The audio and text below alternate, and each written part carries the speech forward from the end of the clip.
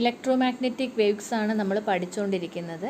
അതിൽ നമ്മൾ Maxwell's equations എഴുതി, അതിൽ നിന്നും ഇലക്ട്രിക് ഫീൽഡും മാഗ്നറ്റിക് ഫീൽഡും ക്ലാസിക്കൽ വേവ് ഇക്വേഷൻ അല്ലേ, അതുപോലെ ഒരു ഇക്വേഷൻ സാറ്റിസ്ഫൈ ചെയ്യുന്നതായിട്ട് നമ്മൾ കണ്ടു. അപ്പോൾ നമുക്ക് മനസ്സിലായി ഇലക്ട്രിക് ഫീൽഡും മാഗ്നറ്റിക് ഫീൽഡും എന്തായിട്ട് വേവായിട്ട് എക്സിസ്റ്റ് ചെയ്യാൻ പറ്റുമെന്ന് മനസ്സിലാക്കി. അതിൻ്റെ വെലോസിറ്റി നമ്മൾ സി ആണെന്ന് കണ്ടുപിടിച്ചു. അപ്പോൾ ലൈറ്റും ഒരു ഇലക്ട്രോ മാഗ്നറ്റിക് വേവ് ആണെന്ന് എസ്റ്റാബ്ലിഷ് ചെയ്തു. പിന്നെ നമ്മൾ മോണോക്രോമാറ്റിക് പ്ലെയിൻ വേവ്സിൻ്റെ കുറേ പ്രോപ്പർട്ടീസ് പഠിച്ചു അല്ലേ. ട്രാൻസ്വേഴ്സ് ആണ്, പിന്നെ ഇലക്ട്രിക് ഫീൽഡും മാഗ്നറ്റിക് ഫീൽഡിൻ്റെയും മാഗ്നിറ്റ്യൂഡുകൾ തമ്മിലുള്ള relation mod B C equal to mod E by C, ആ റിലേഷൻ പ്രൂവ് ചെയ്തു. പിന്നെ ഇലക്ട്രിക് ഫീൽഡും മാഗ്നറ്റിക് ഫീൽഡും തമ്മിൽ പെർപെൻഡിക്കുലർ ആണെന്ന് പ്രൂവ് ചെയ്തു. In addition to the direction of propagation. അപ്പോൾ both electric field and magnetic field are perpendicular to direction of propagation. അതോടൊപ്പം തന്നെ electric field and magnetic field are perpendicular to each other.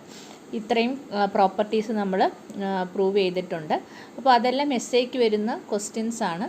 Okay, characteristics of a monochromatic plane wave explain ചെയ്യുക, അതുപോലെ തന്നെ അതിനെ derive ചെയ്യുക, prove ചെയ്യുക, അങ്ങനെയൊക്കെ questions കാണാം. അപ്പോൾ എസ് എ സെഷനിൽ എക്സ്പെക്റ്റ് ചെയ്യാവുന്ന ക്വസ്റ്റ്യൻ ആണ്.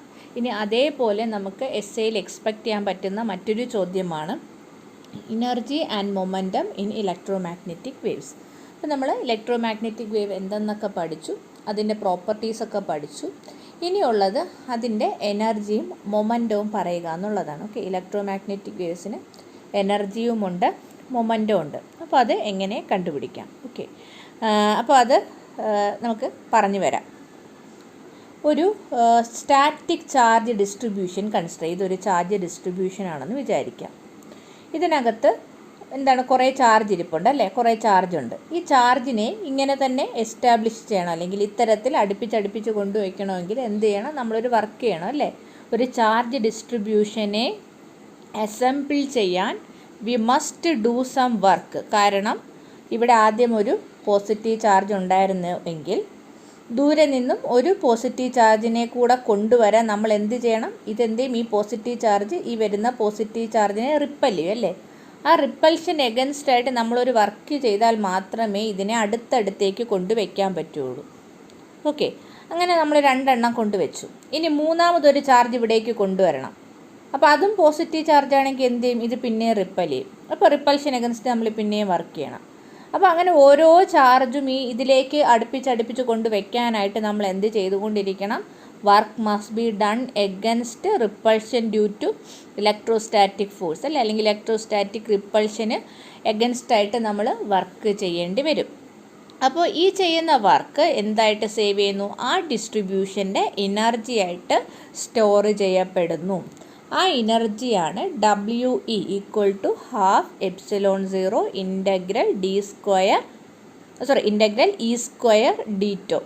ഓക്കെ, ഇത് നിങ്ങൾ ഇലക്ട്രോസ്റ്റാറ്റിക്സിൻ്റെ ഫസ്റ്റ് ചാപ്റ്ററോ സെക്കൻഡ് ചാപ്റ്ററിലോ ഡിറൈവ് ചെയ്തിട്ടുണ്ടായിരിക്കും. അപ്പോൾ നമുക്ക് ഈ റിസൾട്ട് മാത്രം മതി.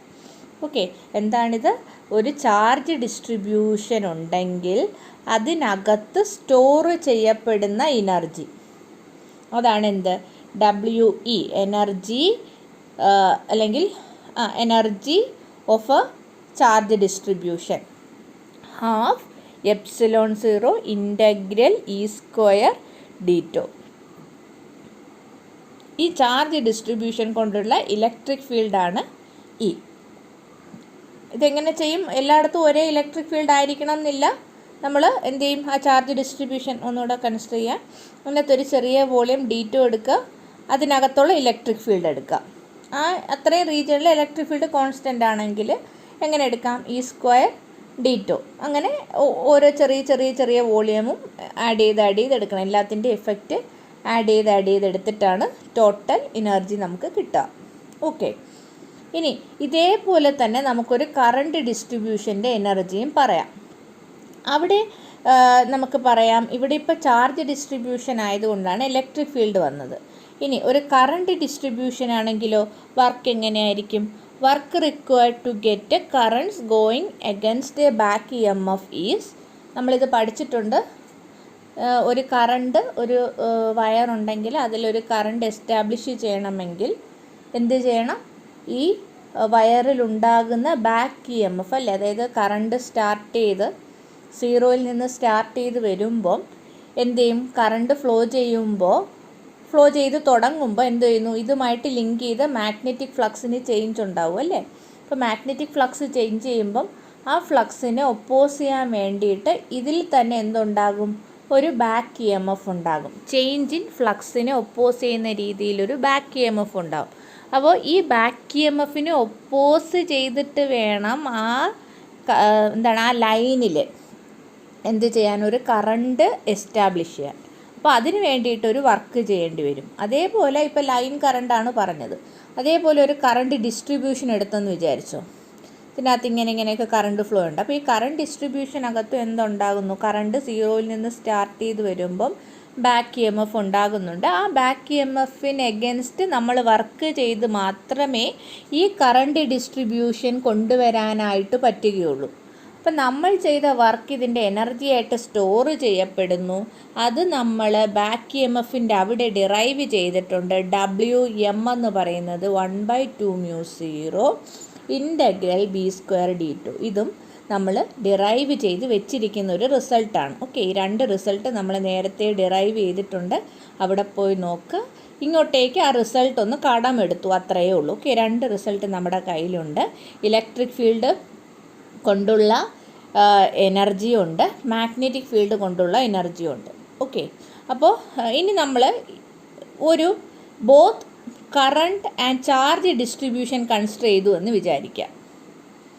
ഓക്കെ, അതായത് ആദ്യം നമ്മൾ ചാർജ് ഡിസ്ട്രിബ്യൂഷൻ മാത്രം എടുത്തു, അപ്പോഴാണ് ഇലക്ട്രിക് ഫീൽഡ് കൊണ്ടുള്ള ഒരു എനർജി എഴുതിയത്. പിന്നെ ഒരു കറണ്ട് ഡിസ്ട്രിബ്യൂഷൻ എടുത്തു, അതിൽ മാഗ്നറ്റിക് ഫീൽഡ് കൊണ്ടുള്ള എനർജി എഴുതി. ഇനി ഒരു കറണ്ട് ആൻഡ് ചാർജ് ഡിസ്ട്രിബ്യൂഷൻ എടുത്തു, അതിൽ ഇലക്ട്രിക് ഫീൽഡും ഉണ്ട് മാഗ്നറ്റിക് ഫീൽഡും ഉണ്ട്. അപ്പോൾ ടോട്ടൽ എനർജി എങ്ങനെ എഴുതാം? Total energy stored in electro magnetic field. Electromagnetic ഫീൽഡിൽ സ്റ്റോർ ചെയ്യുന്ന എനർജി അപ്പോൾ എത്രയാണ്? UEM എന്ന് വിളിച്ചു ഈ എനർജിയെ. Both electric and magnetic field കൊണ്ടുള്ള എനർജി UEM.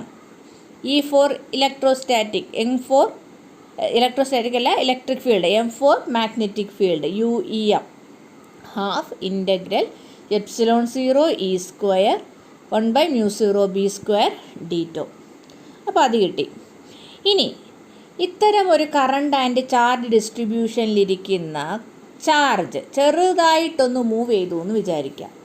ഓക്കെ, അപ്പോൾ എന്താണ്, ഈ കറണ്ട് ആൻഡ് ചാർജ് ഡിസ്ട്രിബ്യൂഷനകത്തുള്ള ഒരു ചാർജ് കുറച്ചൊന്ന് മൂവ് ചെയ്തു. മൂവ് അറൗണ്ട് എ ബിറ്റ്, കുറച്ചൊന്ന് മൂവ് ചെയ്തു, അതിനെടുത്ത സമയം dt. അങ്ങനെയാണെങ്കിൽ അതിൽ ചെയ്യുന്ന വർക്ക് എത്ര? എന്താണ്, ഈ ചാർജ് മൂവ് ചെയ്തപ്പോൾ ആ കറണ്ട് ആൻഡ് ചാർജ് ഡിസ്ട്രിബ്യൂഷനിൽ എന്തുണ്ട്? ഇലക്ട്രിക് ഫീൽഡും മാഗ്നറ്റിക് ഫീൽഡും ഉണ്ടല്ലേ. ആ ഇലക്ട്രിക് ആൻഡ് മാഗ്നറ്റിക് ഫീൽഡ് ഈ മൂവ് ചെയ്യുന്ന ചാർജിൽ ചെയ്യുന്ന വർക്ക് എത്ര? Work done by the electromagnetic forces acting on this charges in the interval dt സമയത്ത് ഈ ഇലക്ട്രിക് ആൻഡ് മാഗ്നറ്റിക് ഫീൽഡ്സ് ആ മൂവ് ചെയ്യുന്ന ചാർജിൽ ചെയ്യുന്ന വർക്ക് എത്ര? വർക്കിൻ്റെ ഫോർമുല എന്താണ്? dW അല്ലേ. dW = F.dx അല്ലേ, ഫോഴ്സ് ഇൻറ്റു ഡിസ്പ്ലേസ്മെൻറ്റ്. അപ്പോൾ നമുക്ക് ആദ്യം കണ്ടുപിടിക്കേണ്ട എന്താണ്, ഫോഴ്സ് എത്രയാണെന്നുള്ളതാണ്. അപ്പോൾ ഇലക്ട്രിക് ഫീൽഡും ഉണ്ട് മാഗ്നറ്റിക് ഫീൽഡും ഉണ്ട്. ഒരു ചാർജ് മൂവ് ചെയ്യുകയാണെങ്കിൽ അതിലുള്ള ഫോഴ്സിനെ പറയുന്ന പേര് Lorentz force. F = Q × V × B + QE അല്ലേ. 2 ഫോഴ്സ് വരും, QE + QV × B, Lorentz force. ഇതും നമ്മൾ നേരത്തെ പഠിച്ചതാണ് ഫസ്റ്റ് മോഡ്യൂൾ എന്ന് വെച്ചാൽ മാഗ്നെറ്റോസ്റ്റാറ്റിക്സിൽ. ഇനി DL ഡിസ്പ്ലേസ്മെൻ്റ് ആണ്. ഞാൻ DX എന്ന് എഴുതിയതിന് പകരം DL എന്നെടുത്തു. Displacement F dot force dot displacement DL ആണെങ്കിൽ, if the charge is moving with a velocity V, എന്താണ് സമയം, എടുത്ത സമയം dt അല്ലേ. V വെലോസിറ്റിയിൽ dt ടൈമിൽ മൂവ് ചെയ്താൽ അത് ട്രാവൽ ചെയ്യുന്ന ഡിസ്റ്റൻസ് vdt അല്ലേ. Velocity is displacement by time. V = dL/dt. അപ്പോൾ dL is V D T. സംശയമില്ലല്ലോ. അപ്പോൾ അതും നമ്മളെടുത്തു. ഓക്കെ, അപ്പോൾ വി ഡി ടി കൊടുത്തു. ഇനി നോക്കുക, ഈ ടേം നോക്കുക, V cross B dot V D T. ഇതെന്താ? A cross B dot C. എന്താ സാധനം? സ്കെലാർ ട്രിപ്പിൾ പ്രോഡക്റ്റ് എന്ന് പറയും. പഠിച്ചിട്ടുണ്ടോ? Scalar triple product. അപ്പോൾ ഇതിങ്ങനെയാണ് A cross B dot C, അല്ലെങ്കിൽ എഴുതാം A dot B cross C or C dot A cross B. എങ്ങനെ വേണമെങ്കിലും എഴുതാം. സൈക്ലിക്കാണ്. ആ ഓർഡർ മെയിൻറ്റെയിൻ ചെയ്യണമെന്നേ ഉള്ളൂ. അതായത് A dot B cross C equal to B dot C cross A equal to C dot A cross B. ഇതെല്ലാം same സാധനമാണ്. ഇതെന്ന് പറയുന്നത് വോളിയം ഓഫ് എ പാരലോപിപ്പഡ് എന്ന് പറഞ്ഞിട്ട് നിങ്ങൾ മാത്സിൽ പഠിക്കും. Scalar triple product. അപ്പോൾ അതിൻ്റെ പ്രത്യേകത, രണ്ട് വെക്റ്റർ സെയിം ആണ്. അപ്പോൾ എയും ബിയും സിയും വെക്റ്റേഴ്സാണ്. ഇതിൽ ഏതെങ്കിലും രണ്ട് വെക്റ്റർ സെയിം ആയിക്കഴിഞ്ഞാൽ ഇതിൻ്റെ വാല്യൂ 0 ആകും. ഓക്കെ, സ്കെലാർ ട്രിപ്പിൾ പ്രോഡക്റ്റിൽ ഏതെങ്കിലും രണ്ട് വെക്റ്റേഴ്സ് സെയിം ആയിക്കഴിഞ്ഞാൽ വാല്യൂ 0 ആകും. ഓക്കെ, അല്ലാതെ തന്നെ നമുക്ക് ലോജിക്കലി ഇതിൽ നിന്ന് എന്നെ കാണിക്കാമല്ലോ. V cross B.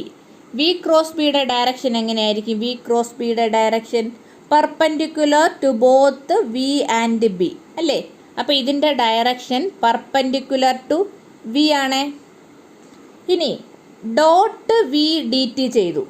അപ്പോൾ ഇതിപ്പം വി വെക്റ്റർ ഇങ്ങനെയാണെങ്കിൽ നമുക്ക് വി ക്രോസ് ബി കിട്ടിയിരിക്കുന്നത് ഇതിന് പെർപെൻഡിക്കുലർ ആയിട്ടാണ്, 90 ഡിഗ്രി. വി ക്രോസ് ബി ഇങ്ങനെയാണ് നിൽക്കുന്നത്. ഇനി പിന്നെയും ഡോട്ട് വി ചെയ്യാണ്. ഡോട്ട് വി ചെയ്യുമ്പോൾ ഇതിനിടയിലുള്ള ആംഗിൾ എത്രയാണ്? കോസ് 90 അല്ലേ? Dot product A dot B equal to A B cos theta. അതിൽ കോസ് ഇതെത്ര ആംഗിൾ? 90 ഡിഗ്രി. Cos 90 is 0. അപ്പം നമുക്ക് എന്ത് മനസ്സിലാക്കും? മാഗ്നറ്റിക് ഫോഴ്സ് കൊണ്ടുള്ള വർക്ക് ഡൺ എത്ര? 0. അപ്പോൾ അതെടുക്കണ്ട. ഓക്കെ, ഈ ടേമിന് കോൺട്രിബ്യൂഷൻ ഇല്ല. അപ്പോൾ എന്ത് മാത്രമേ ഉള്ളൂ? Q E dot V D T. Okay അല്ലേ? Q E dot V D T എന്ന് എഴുതി. ഇനി നോക്കുക, ഇനി ഞാൻ ഇതിനകത്ത് ചെറിയൊരു കുറച്ചൊരു അഡ്ജസ്റ്റ്മെൻ്റ് ഒക്കെ ചെയ്യാൻ പോവുകയാണേ. അതിന് വേണ്ടിയിട്ട് ഞാൻ ക്യൂവിനെ ചാർജ് ഡെൻസിറ്റിയുടെ ടേംസിൽ എഴുതി. ഓക്കെ, ക്യൂ എന്ന് പറയുന്നത് ചാർജാണ്. ചാർജ് ഡെൻസിറ്റിയുടെ ടേംസിൽ എങ്ങനെ എഴുതാം? Rho d tau, where rho is charge density and d tau is volume element. Okay അല്ലേ? Rho D. ഇനി ജെ എന്താ? J current density. Current density is current by perpendicular area അല്ലേ? I by A. ഐനെ എങ്ങനെ എഴുതാം? Q by T. അപ്പോൾ I by A becomes Q by A into T. ഇനി Q എന്ന് പറയുന്നത് ചാർജാണ്. Charge is charge density times volume അല്ലേ? Charge density times volume. Volume is area into length. അതായത് നമ്മളിപ്പോൾ ഇങ്ങനെ ഒരു സിലിണ്ടറാണ് എടുത്തതെങ്കിൽ ഇതിൻ്റെ ലെങ്ത്ത് L ആണ്, ഇതിൻ്റെ ഏരിയ A ആണെങ്കിൽ എന്താ ഇതിൻ്റെ volume? Base area into height A into L ആണ് volume. Volume into charge density A L times rho gives the total charge enclosed അല്ലേ? അപ്പോൾ Q അങ്ങനെ എഴുതാം. അപ്പോൾ അത്രയും ആയല്ലോ. ഇനി ഞാൻ ചെയ്യാൻ പോകുന്നത് നോക്ക്, എ കിടപ്പുണ്ട്, ക്യാൻസൽ ചെയ്യാം. അപ്പോൾ ബാക്കി എന്ത് കിട്ടും? Rho L by T. L by T is velocity. അപ്പോൾ എന്തെഴുതാം? L ബൈ ടി എന്ന് പറയുന്നതിന് V എന്ന് സബ്സ്റ്റിറ്റ്യൂട്ട് ചെയ്താൽ നമുക്ക് കിട്ടും J equal to rho V. Okay അല്ലേ? അപ്പോൾ അത് ഇങ്ങോട്ട് എടുത്ത് എഴുതി. ഈ രണ്ട് റിസൾട്ടും ഉപയോഗിച്ച് നമുക്ക് മുകളിലുള്ള ഇക്വേഷൻ, അതായത് ഇക്വേഷൻ 2വിനെ എങ്ങനെ മാറ്റി എഴുതാം നോക്കാം. ഓക്കെ, അപ്പോൾ നമുക്ക് വേണ്ടുന്നത് dW/dt work done per unit ടൈമാണ്. എങ്ങനെ എഴുതാം? Work done per unit time F dot dL/dt ആണ്. F ഡോട്ട് dL എന്താ വാല്യൂ? QE ഡോട്ട് VDT അല്ലേ? ബൈ DT വരും. അപ്പോൾ DT ക്യാൻസലായേ. അതായത് ഇതിൻ്റെ സ്ഥാനത്താണ് ഇതുവരെ വേറൊരു കളർ വെച്ച് കാണിക്കുകയാണെങ്കിൽ ഈ എഫ് ഡോട്ട് ഡി എല്ലിന് പകരം ഈ വാല്യൂ വരും. അപ്പോൾ ഈ താഴെ ഡി ടിയും ഇതിൽ കിടക്കുന്ന ഡി ടിയും ക്യാൻസലായി. പിന്നെ എന്ത് വരും? Q E dot V D L എന്ന് വരും. അതിൽ ക്യൂവിന് പകരം നമ്മൾ സബ്സ്റ്റിറ്റ്യൂട്ട് ചെയ്യണം rho D tau. Okay, rho D tau എന്ന് സബ്സ്റ്റിറ്റ്യൂട്ട് ചെയ്തു. എന്നിട്ട് ദാ ഇവിടെ റോ വന്നു, ഇവിടെ വി വന്നു. റോയും വിയും കൂടെ എന്തെന്നിടണം? ജെ എന്നിടണം. ഓക്കെ, അപ്പോൾ എന്ത് കിട്ടും? അപ്പോൾ ഇവിടെ ബാക്കി എന്ത് കിടപ്പുണ്ട്? ഇ കിടപ്പുണ്ട് അല്ലേ, ഡീറ്റോ കിടപ്പുണ്ട്. ഇനി റോ വിക്ക് വരെ ഡോട്ട് ജെ വന്നിട്ടുണ്ട്. ബാക്കിയെല്ലാം പോയില്ലേ? അപ്പോൾ എന്ത് കിട്ടും? D W by D T is volume integral E dot J d tau എന്ന് കിട്ടും. ഓക്കെ, ഇനി അപ്പോൾ ഇതിൽ നിന്ന് എന്ത് മനസ്സിലായി? ഇ ഡോട്ട് ജെ ആണ് യൂണിറ്റ് ടൈമിൽ യൂണിറ്റ് വോളിയത്തിൽ ചെയ്യുന്ന വർക്ക് അല്ലേ. ഡിവൈഡഡ് ബൈ വോളിയം ചെയ്താൽ D W by D T ആണ് ഇത്രയും. അതായത് യൂണിറ്റ് ടൈമിൽ ചെയ്യുന്ന വർക്ക് ഇത്രയും. യൂണിറ്റ് ടൈമിൽ യൂണിറ്റ് വോളിയത്തിൽ ചെയ്യുന്ന വർക്ക് എത്രയായിരിക്കും? ദിസ് ഡിവൈഡഡ് ബൈ വോളിയം വരും അല്ലേ. വോളിയം വരുമ്പോൾ എന്ത് കിട്ടും? ഇ ഡോട്ട് ജെ എന്ന് കിട്ടും. ഓക്കെ, നിങ്ങൾ ആലോചിച്ച് നോക്കുക. അപ്പോൾ ഇ ഡോട്ട് ജെ എന്ന് പറയുന്നതാണ് work done per unit time per unit volume. Work done per unit ടൈമിൻ്റെ പേരാണ് power. So E dot J is the power delivered per unit volume. ഇനി ഇ ഡോട്ട് ജെനെ എനിക്ക് എങ്ങനെ എഴുതാം? ഈ ജെയിനെ ഞാൻ എഴുതാൻ പോവുകയാണ് using del cross B is equal to mu zero J plus mu zero epsilon zero Dr E by Dr T. ഇതിൻ ജെ ഉണ്ടല്ലോ, ഈ ജെയുടെ ടേംസിൽ ഇതിങ്ങോട്ട് സബ്സ്റ്റിറ്റ്യൂട്ട് ചെയ്യാൻ പോവാണ്. ഓക്കെ, അപ്പോൾ ഇവിടുന്ന് ജെയിനെ എങ്ങനെ എഴുതാം? 1 by mu zero curl of B minus epsilon zero Dr E by Dr T അല്ലേ. ഇതിൽ നിന്നും എഴുതുന്നത് J is equal to 1 by mu zero curl of B minus doh E epsilon zero Dr E by Dr T. അപ്പോൾ അതിവിടെ substitute ചെയ്ത് കൊടുക്കാം. ജെക്ക് വരെ substitute ചെയ്ത്, അത്രയേ ഉള്ളൂ, ജെക്ക് വരെ സബ്സ്റ്റിറ്റ്യൂട്ട് ചെയ്തിരിക്കുകയാണ്. ഇനി ചെയ്യാൻ പോകുന്നത് ഈ ടേമിനെ മറ്റൊരു രീതിയിൽ എഴുതാൻ പോവാണ്. ഓക്കെ, ഇപ്പോൾ ഈ ടേം നമ്മൾ എഴുതാൻ പോകുന്നത് ഡെൽ ഡോട്ട് ഇ ക്രോസ് ബിയുടെ എഴുതി നോക്കും. Okay, del dot E cross B can be written as B dot del cross E minus E dot del cross B. ഇത് വെക്റ്ററിൻ്റെ പ്രോപ്പർട്ടിയാണ്. ഡൈവേർജൻസ് നിങ്ങൾ പഠിക്കുമ്പോൾ divergence of A cross B equal to B dot del cross A minus A dot del cross B എന്നാണ്. അത് വെക്റ്ററിൻ്റെ പ്രോപ്പർട്ടിയാണ്. നിങ്ങളത് അങ്ങനെ തന്നെ വെക്റ്റർ കാൽക്കുലസിൽ പഠിക്കും. ഓക്കെ, അത് ജനറൽ പ്രോപ്പർട്ടിയാണ്. Any two vectors obey this relation del dot A cross B is equal to B dot del cross A minus എന്താണ് A dot del cross B. അത് ജനറൽ ഇക്വേഷനാണ്. അപ്പോൾ അതിൽ നിന്നും ഇതെവിടെ വന്നിരിക്കുന്നു? ഇതിൽ വന്നിരിക്കുന്നു. അപ്പോൾ എനിക്ക് ഇവിടെ ഇതിന് പകരം ബാക്കിയുള്ള സാധനം സബ്സ്റ്റിറ്റ്യൂട്ട് ചെയ്ത് കൊടുക്കാം അല്ലേ. ബാക്കിയുള്ള എന്തായിട്ട് വരും? E dot del cross B എന്ന് പറയുന്നതിന് പകരം എനിക്ക് സബ്സ്റ്റിറ്റ്യൂട്ട് ചെയ്യാം അല്ലേ. ഇത് അവിടെ തന്നെ ഇതിനെ ഇപ്പുറത്ത് കൊണ്ടുവരിക അല്ലേ. അപ്പോൾ ഇത് അപ്പുറത്ത് പോവും. This one goes this side. അപ്പോൾ ഒന്ന് ക്ലിയർ ആക്കിയാൽ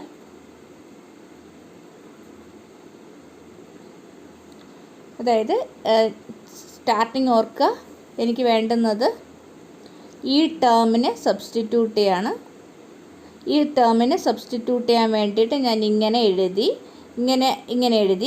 എഴുതുമ്പോൾ ഈ ടേമാണ് വരേണ്ടുന്നത്. ഈ ടേമിനെ എങ്ങനെ എഴുതാം? ഇതിനെ ഇപ്പുറത്ത് കൊണ്ടുപോവുക. അപ്പോൾ എന്ത് കിട്ടും? B dot del cross E. B dot del cross E. Del cross E എന്ന് പറയുന്നത് ഫാരഡേസ് ലോ ഉപയോഗിച്ചിട്ട് minus doh B by Dr T ആണ് അല്ലേ. അപ്പോൾ ഞാൻ എഴുതി minus doh B by Dr T. Okay, ഈ ടേമാണ്.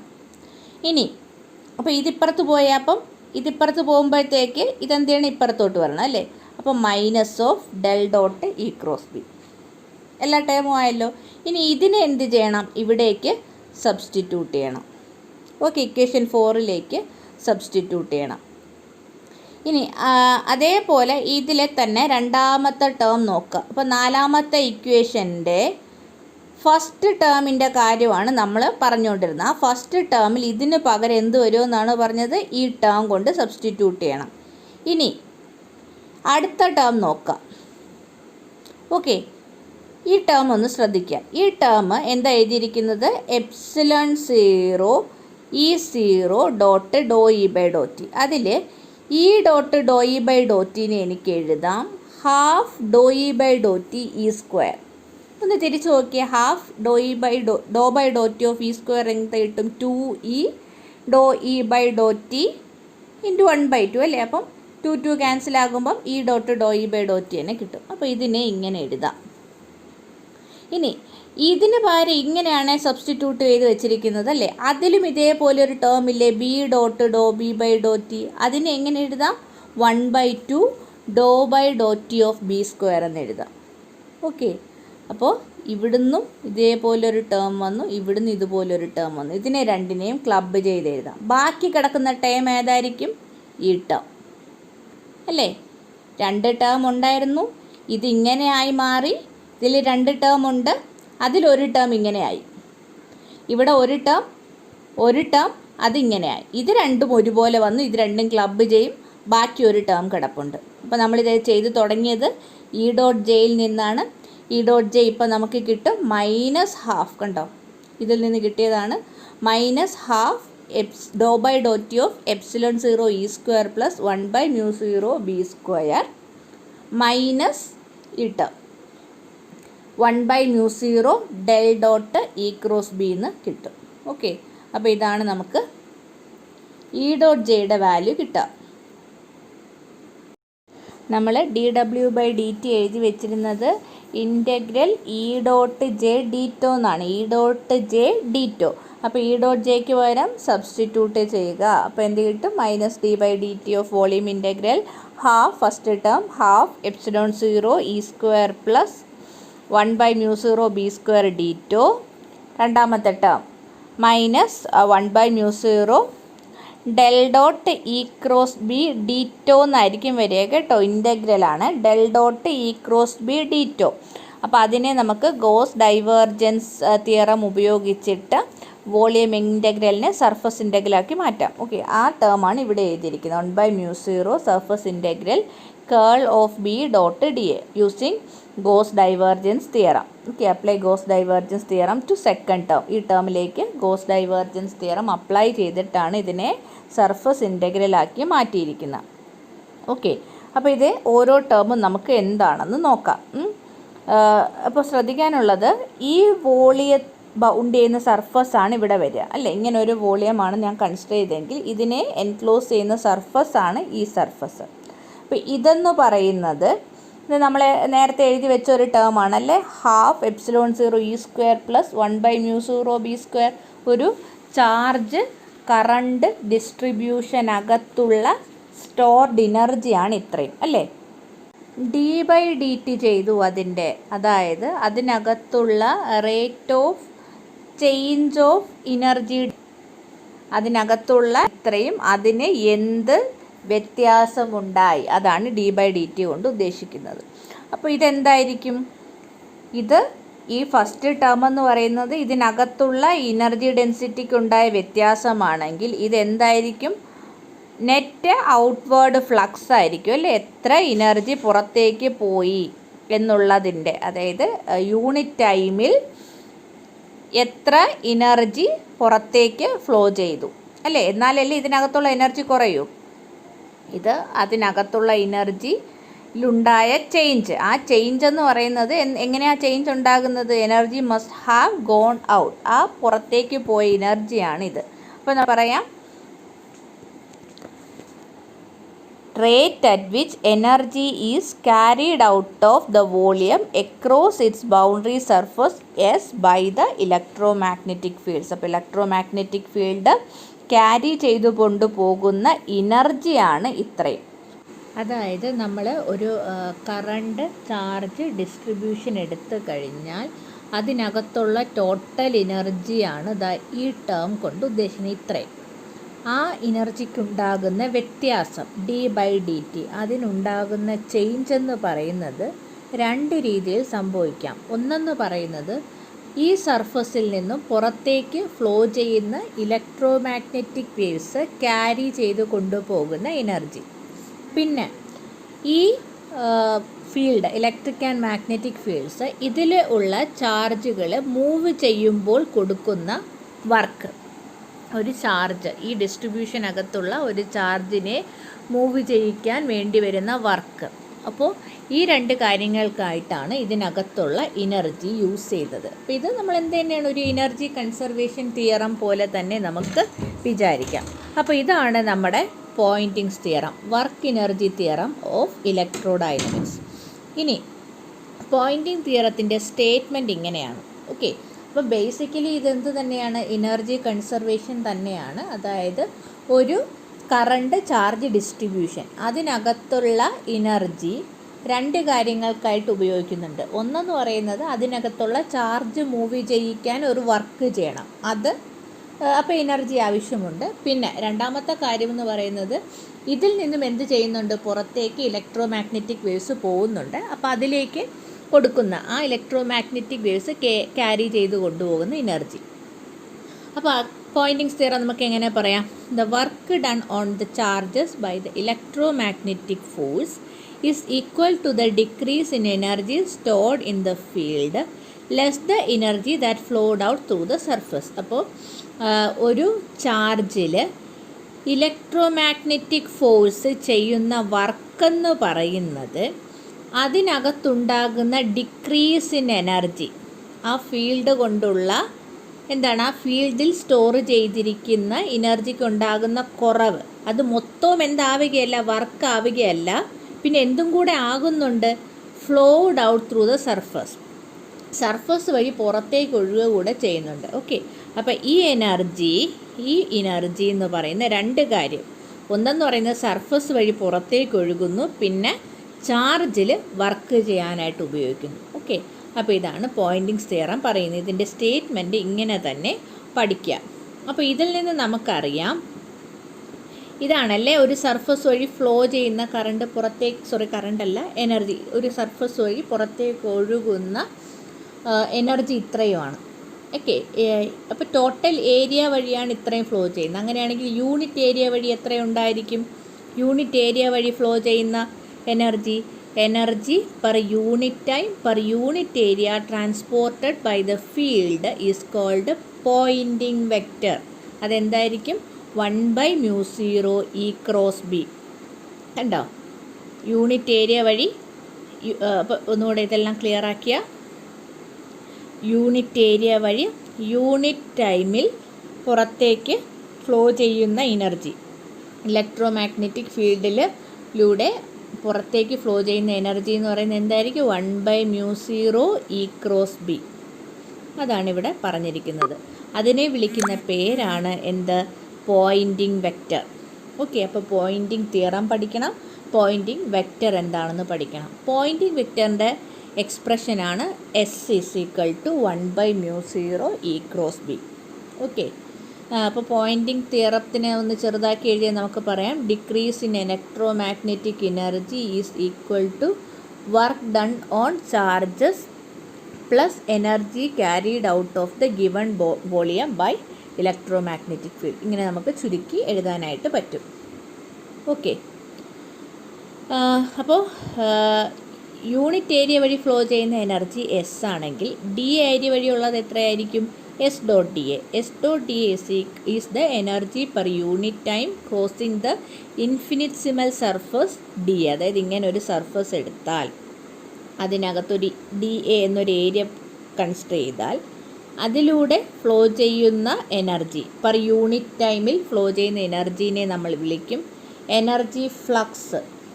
ഓക്കെ, എനർജി ഫ്ലക്സ് ആണ്, അതായത് DA ഏരിയയിലുള്ളതാണ് എനർജി ഫ്ലക്സ്. യൂണിറ്റ് ഏരിയ വഴി ഫ്ലോ ചെയ്യുന്നതിനെ അപ്പോൾ എങ്ങനെ വിളിക്കാം, energy flux density. So S is Poynting vector. അതേപോലെ തന്നെ നമുക്ക് പറയാം എനർജി ഫ്ലക്സ് ഡെൻസിറ്റി എന്ത് തന്നെയാണ്, എസ് തന്നെയാണ്. അപ്പോൾ നമുക്ക് ആദ്യം എഴുതിയ നമ്മൾ പോയിൻറ്റിംഗ് തിയറത്തിൻ്റെ ഒരു എക്സ്പ്രഷൻ എഴുതിയല്ലോ. ഈ എക്സ്പ്രഷനെ നമുക്ക് ചുരുക്കി എങ്ങനെ എഴുതാം, dW/dt is equal to -dUm/dt minus surface integral S.dA. Okay, അതേ സാധനം തന്നെയാണ് നമ്മൾ സബ്സ്റ്റിറ്റ്യൂട്ട് ചെയ്തു, യു എം എസും സബ്സ്റ്റിറ്റ്യൂട്ട് ചെയ്തു, അത്ര മാത്രമേ വ്യത്യാസമുള്ളൂ. അപ്പോൾ സെയിം തന്നെയാണ്. അപ്പോൾ ഇതാണ് ഒരു ഇലക്ട്രോ മാഗ്നറ്റിക് വേവിൽ ക്യാരി ചെയ്ത് കൊണ്ടുപോകുന്ന എനർജി. ഒരു ഇലക്ട്രോ മാഗ്നറ്റിക് വേവിൻ്റെ എനർജി ടേം ഈ നമ്മളൊരു കളർ ചേഞ്ച് ചെയ്ത് കാണിച്ചാൽ ഇതാണ് നമ്മുടെ ഇലക്ട്രോ മാഗ്നറ്റിക് വേവിൻ്റെ എനർജി. ഓക്കെ, ആ കംപ്ലീറ്റ് സർഫസിൽ കൂടെ ഫ്ലോ ചെയ്യുന്ന ഇലക്ട്രോ മാഗ്നറ്റിക് വേവിൻ്റെ എനർജി യൂണിറ്റ് ഏരിയ വഴിയാകുമ്പോൾ എത്രയാണ്? എസ് ആണ് യൂണിറ്റ് ഏരിയ വഴിയുള്ള, അതാണ് എനർജി ഫ്ലക്സ് ഡെൻസിറ്റി എന്നൊക്കെ വിളിക്കുന്നത്. അപ്പോൾ അത് ശ്രദ്ധിച്ചോളാം.